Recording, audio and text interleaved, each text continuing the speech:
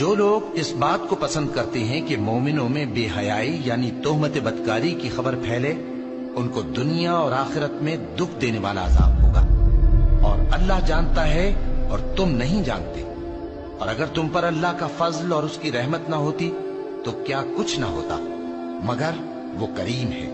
اور یہ کہ اللہ نہایت مہربان ہے، رحیم ہے۔ مومنوں، شیطان کے قدموں پر نہ چلنا، اور جو شخص شیطان کے قدموں پر چلے گا تو شیطان تو بے حیائی کی باتیں اور برے کام ہی بتائے گا۔ اور اگر تم پر اللہ کا فضل اور اس کی مہربانی نہ ہوتی تو ایک شخص بھی تم میں پاک نہ ہو سکتا، مگر اللہ جس کو چاہتا ہے پاک کر دیتا ہے، اور اللہ سننے والا ہے، جاننے والا ہے۔